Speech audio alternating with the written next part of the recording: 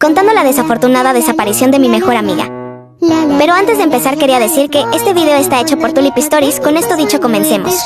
Hace 4 años desapareció mi amiga Mariangel. Yo sé la razón, pero no sé por qué nunca lo dije. Quizás si lo decía, podrían encontrarla, pero tengo muchas razones por no haberlo hecho. Por eso estoy pagando en mi propia soledad. Hace 5 años, mi amiga Mariangel y yo éramos inseparables. Siempre estábamos juntas y no dejábamos que nadie le hiciera algo a la otra. Y las peleas no existían en nuestro pequeño mundo de flores y colores. Un año después, se acercaba la fecha de cumpleaños de Mariangel y yo me preparaba para hacerlo la mejor sorpresa del mundo. Entonces, un día antes, me dediqué a limpiar y decorar la casa hasta que escuché el timbre y abría cautelosamente. Cuando vi bien era Mariangel con lágrimas en los ojos. Me dijo que debía irse a Canadá por problemas económicos. Yo, que aún no reaccionaba, caí al piso con ganas de llorar. Ella me abrazó y me dijo que debía irse ese mismo día. Después se levantó y se fue. Yo no tenía fuerzas de irme a buscar, así que me levanté y volví a entrar a casa. Mi madre me consoló como si no fuera un mañana, pero yo no quería escuchar. Entonces me levanté y me fui a dormir. Pasaron 4 meses y mi madre me dio la mejor noticia del mundo. Nos iríamos a vivir a Canadá porque mi madre había conseguido un muy buen trabajo allá.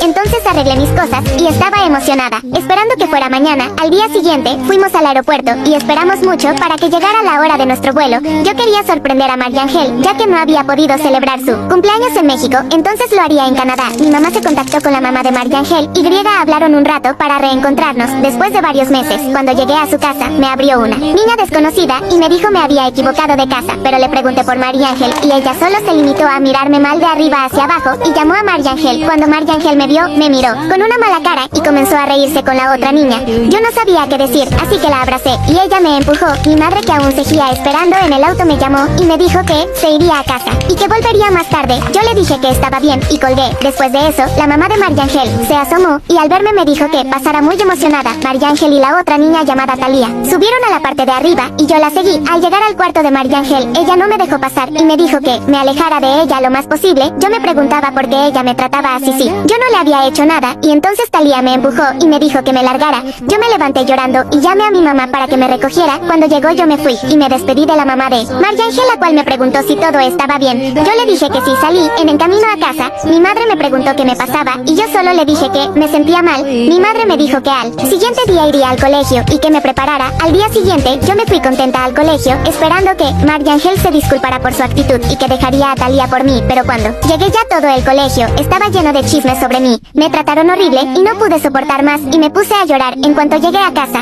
los próximos 2 meses fueron horribles. Me insultaban, humillaban, lastimaban y se reían de mí, y todo por culpa de Talía y Mariangel. Yo decidí vengarme y en la noche empaqué un cuchillo, una bolsa, unos guantes y un perfume. Le dije a mi mamá que iría a casa de Mariangel a quedarme y que volvería mañana. Cuando llegué a la casa, Mariangel me recibió su mamá y me invitó a pasar. Subí al cuarto de Mariangel y pasé sin tocar, obviamente. Encontré a Talía hablándole mal de mí a Mariangel y cuando me vio se acercó a mí y intentó empujarme. Yo le agarré el brazo y la empujé de vuelta.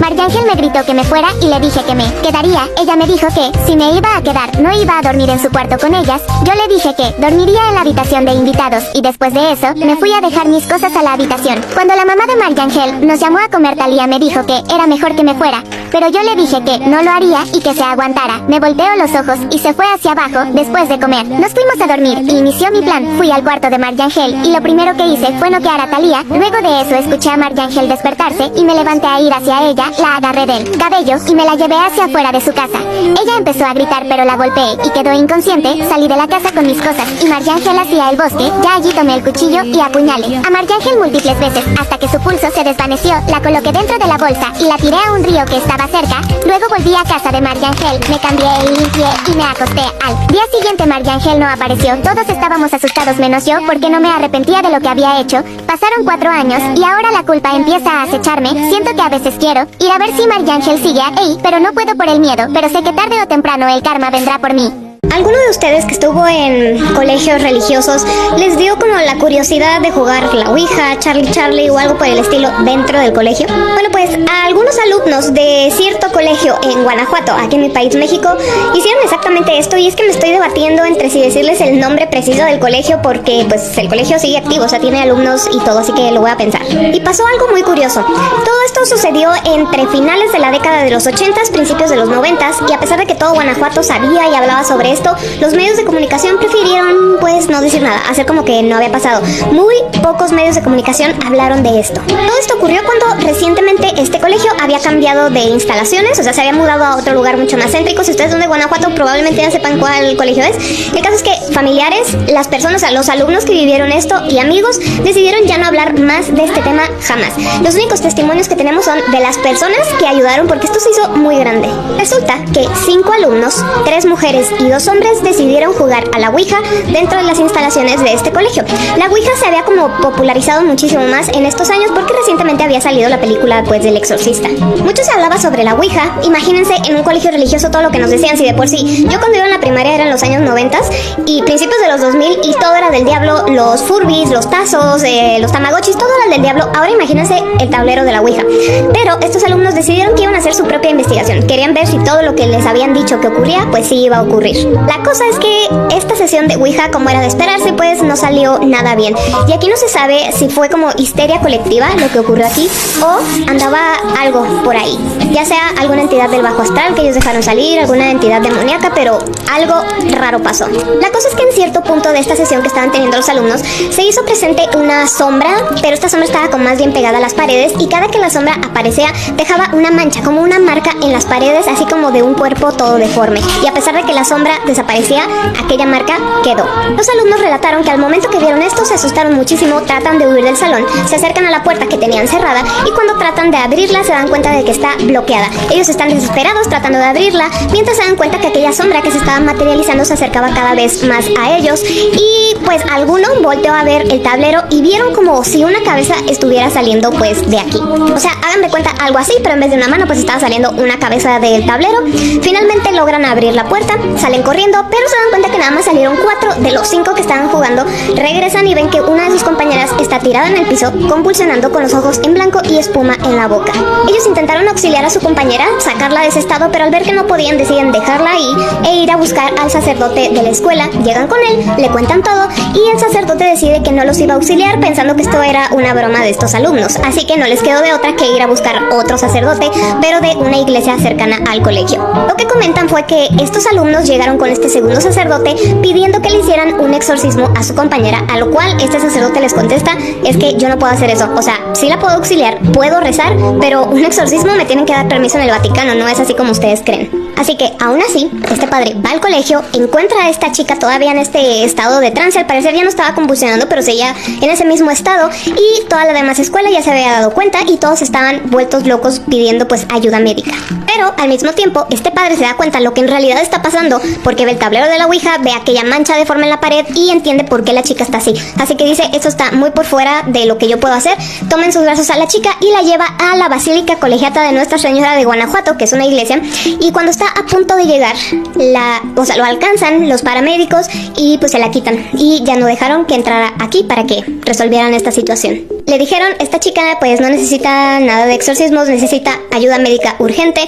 Fue internada junto con otra chica que estaba teniendo una crisis nerviosa. Hasta aquí ustedes podrán tener sus dudas de que esto fue histeria colectiva, de que pues en realidad sí necesitaba ayuda médica y todo lo que ustedes quieran.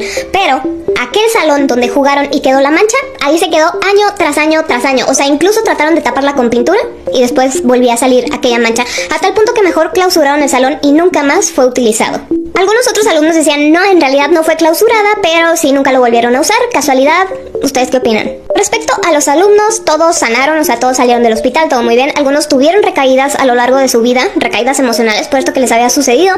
Otros, pues, vivieron como si nada hubiera pasado, pero el hecho es que decidieron que ya no iban a hablar nada al respecto. Ni ellos, ni familiares, ni amigos cercanos. Hace algunos años, más o menos como por el 2016, esto salió a la luz de nuevo en grupos de Guanajuato y muchos ponían como las experiencias de los que fueron a ese colegio años después y cómo se seguía hablando de aquella mancha y de todo lo que había sucedido. Desafortunadamente pues pasaron ya 8 años y no estoy en ningún grupo de Guanajuato porque no vivo ahí, pero si ustedes son de ahí y saben dónde es el colegio, qué fue lo que pasó o algo por el estilo, pues lo pueden decir porque a mí me da mucha curiosidad qué fue lo que en realidad pasó. Y siempre en colegios religiosos hay este tipo de historias, desde que, no sé, la construyeron en un cementerio, este salón está maldito, no vayas ahí, esta, no sé, la monja se porta raro, cosas así, siempre hay algo en escuelas religiosas. Como experiencia personal rápida, yo iba en una escuela de monjas y había una capilla como al fondo de mi colegio, o sea, como en el patio, y siempre estaba cerrada, como que no nos dejaban entrar ahí ni nada. Cuando había misa nos llevaban a otro lugar, cosa rara,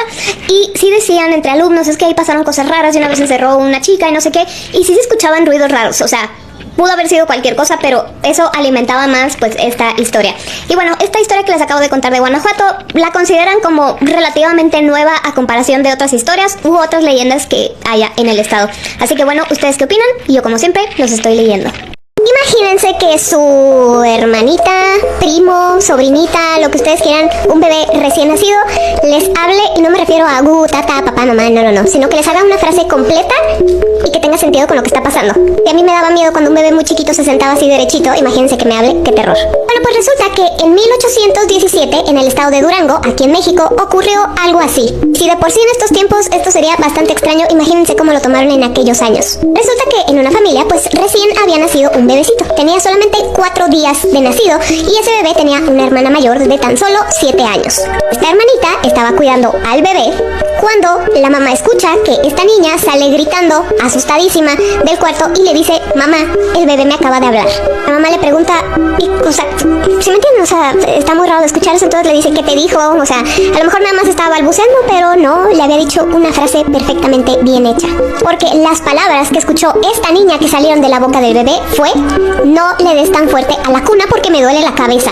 Lo que obviamente asustó a esta niña porque le pareció bastante tenebroso cómo es que su hermanito estaba hablando. Como les dije, la mamá evidentemente pues no lo creyó y le dijo: no te preocupes, vamos otra vez al cuarto para que veas que tu hermanito no está hablando. Simplemente fue como, no sé, producto de tu imaginación, no sé, escuchaste otra frase de otro lado y pensaste que era tu hermano, y entran a la habitación. Entonces la mamá, pues como escuchan, el bebé estaba en su cuna, entonces la mamá como que empieza a mecer, ya saben, otra vez la cuna, y el bebé repite la frase: no le des tan fuerte a la cuna porque me duele la cabeza. La mamá no estaba preparada para la impresión que acababa de tener, y lo único que se le ocurrió fue ir por el cura a la iglesia del pueblo, que por cierto no les dije en dónde pasó, en el poblado de Santiago Papasquiaro, como les dije, en Durango. El cura tampoco creyó lo que la mujer le estaba diciendo, pero para tranquilizarla le dijo: sí, vamos a ver a tu hijo para ver qué es lo que está pasando. Entonces llega el padre, pues ya el bebé no está diciendo nada, y empiezan a mecer la cuna, y el bebé dice otra frase muy parecida, pero le dijo: padre, no le mesa tan fuerte la cuna porque me duele la cabeza, y que tampoco la mesa ni el alcalde ni nadie. ¿Y qué fue lo primero que pasó al escuchar esto? Pues que todo el pueblo se enteró, y además el alcalde fue a ver si era cierto, ya que esto era un hecho insólito, poco creíble, y la gente tenía sus dudas. Así que lo que hicieron fue sacar al bebé de su cuna para ver dónde estaba el truco. Digo, en esos años no había como grabadoras o algo así, pero sí, para descubrir qué era lo que estaba pasando, pero no encontraron absolutamente nada más que sábanas, cobijas y cosas de bebé. Lo checaron debajo de su ropa, por todos lados, no había nada. Y ahí, en ese momento, cuando se dan cuenta que no había truco y con el bebé todavía cargado, dijeron: este bebé es un ser maligno y lo que tiene que pasar es que lo tengamos que mandar con San Pedro. ¿Por qué tomaron esta decisión? Porque sentían que era alguna mala señal de que algo les iba a pasar, y ellos pensaron que haciendo esto ya no le iba a pasar nada malo al pueblo. Pero el bebé tenía una opinión que dar, porque al escuchar esto, este bebé respondió, o sea, esto al cura Hidalgo, que era más inocente que yo, y no será mucho que conmigo hagan lo mismo.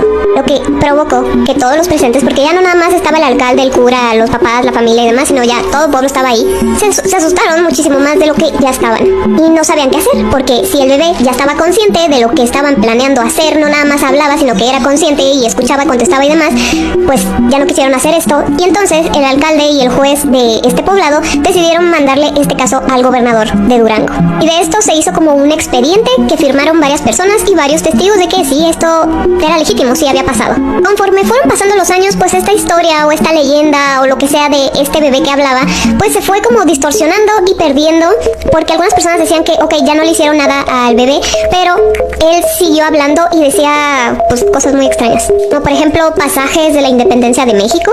Con esto pues creían que alguien de la independencia había renacido en este bebé. Aún así no se podía explicar cómo es que el bebé hablaba con 4 días de nacido y era consciente, escuchaba, respondía y todo. Pero hay otra versión que dice que pues sí, el bebé creció un poquito, todo el mundo le tenía miedo, pero que sí fue mandado con San Pedro, porque así lo ordenaron las autoridades del mismo poblado donde vivía, porque pues no tenían mucha fe de que esto fuera a acabar bien. Trataron como un mal augurio, y de hecho le dieron un apodo, y ese apodo era el niño viejo, porque pues tenía mente ya de un adulto siendo un bebé de 4 días. Story time de cuando fuimos de excursión a un parque de atracciones y yo fui la única sobreviviente. Este audio es de @story Mingy, y si lo usas please da créditos y usar desde el audio. Y por cierto me puedes contar tu story time por privado. Bueno, ahora sí empecemos. Un día normal en la escuela llega la directora y nos dice que mañana habrá una excursión al parque de atracciones nuevo y que si queríamos ir le teníamos que entregar un papel donde tenían que firmar nuestros padres para tener permiso. Ha de aclarar que yo estaba en segundo de primaria. La directora pasó a darnos el papel del permiso.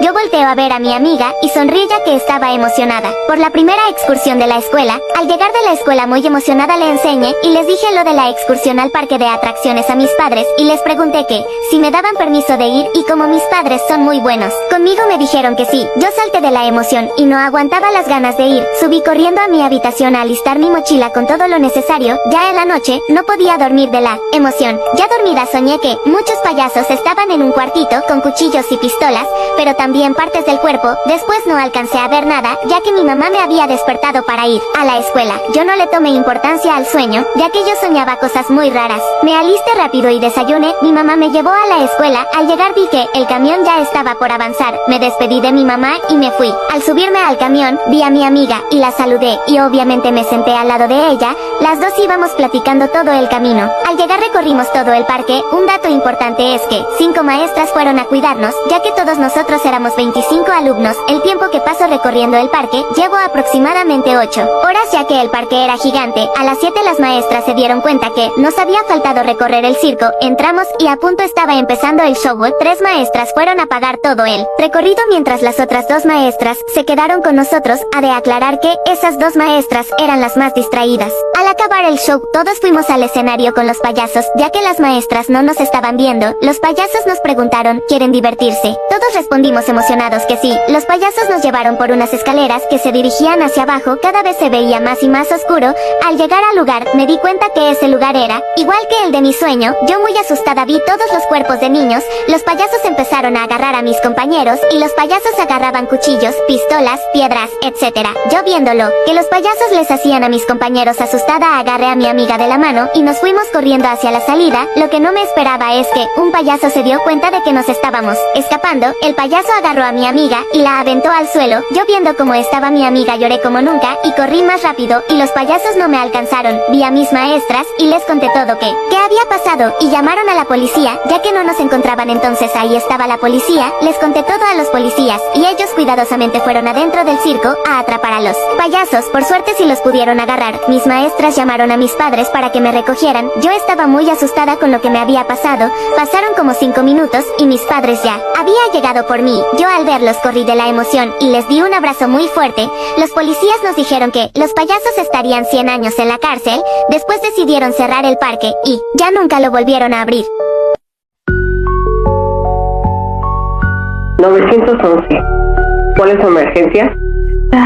Esta es mi casa. Quiere matarme. ¿Está usted en un lugar seguro? Me encerró en mi cuarto. Estoy escondida en el closet. ¿Su domicilio es? Sí. Puedo escucharlo subir las escaleras. La ayuda ya va en camino. Todo va a estar bien. Por favor, no tardes. ¡No! ¡Aléjate! ¿Por qué a mí? ¿Puede escucharme, señorita? Oficial García. ¿Quién habla? ¿Quién es usted? Oh, yo no soy nadie. O tal vez soy todas mis víctimas. ¿Por qué está haciendo esto? Hay cosas que ni usted ni yo entendemos. La única diferencia es que yo no las cuestiono, solo las hago. ¿Podemos ayudarlo? Si requiere atención médica. Suficiente charla para escuchar sirenas llegando. Por favor, manténgase en la línea. Oh, oficial García, no se preocupe. Esta no será la última vez que nos hablemos. Solo que la siguiente vez será en persona.